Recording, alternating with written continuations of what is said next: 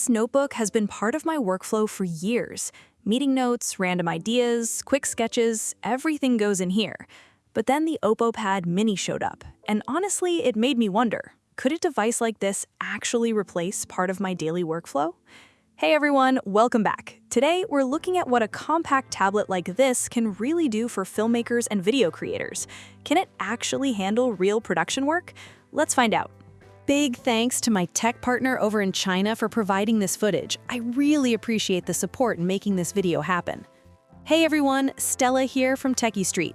If you're into staying updated with the newest gadgets, make sure to hit that subscribe button and turn on notifications so you don't miss any of our latest tech content. First up, video editing. Now that pro editing apps are fully optimized for Android, editing on mobile is finally serious. The problem with phones, tiny screens. Precise editing gets frustrating fast. That's where this tablet makes sense. The OPPO Pad Mini has an 8.8-inch display with a slim, lightweight design, so it's easy to carry everywhere without feeling bulky. And with the Snapdragon 8 Gen 5 inside, it has enough power for demanding tasks like video editing. Editing 4K footage on this thing felt surprisingly smooth. Color grading, effects, transitions, exporting, everything stayed responsive. And that's the interesting part. A compact tablet like this can now handle advanced creative work when paired with proper software and strong hardware. It adds flexibility without adding more weight to your setup. But it's not just useful in post-production. During filming, this tablet also works really well as a wireless monitor and camera controller. The size feels perfect on set, and the 2.5K OLED soft light display gives you clear, accurate colors while cutting down glare. Monitoring footage on it just feels reliable and comfortable. It's also great as a wireless lighting controller.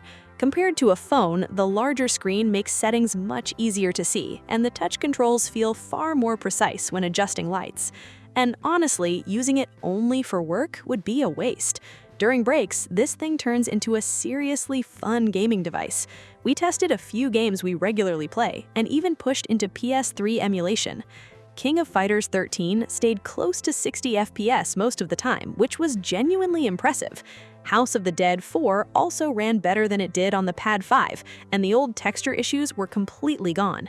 We also tried Gran Turismo 4 through a PS2 emulator, a much heavier test. Surprisingly, gameplay stayed extremely smooth and felt great overall. For native Android games like Astride and Delta Force, the 144 Hz refresh rate made everything feel fast and responsive. Whether during short breaks or late-night gaming sessions, the experience easily delivered. For productivity, the OPPO Pad Mini also includes smart stylus features with AI-assisted drawing and writing tools. Whether you're taking notes, brainstorming, or just doodling, the AI tools make things both useful and fun. The new stylus even comes with 2 different pen tips for different use cases, which is a really thoughtful touch. There's also a ringtone search feature for anyone constantly losing accessories. Overall, the OPPO Pad Mini feels ready to become part of both our creative workflow and entertainment setup. We still want to see more professional Android tablet apps in the future, but honestly, tablets like this are starting to feel like the perfect middle ground between a phone and a computer.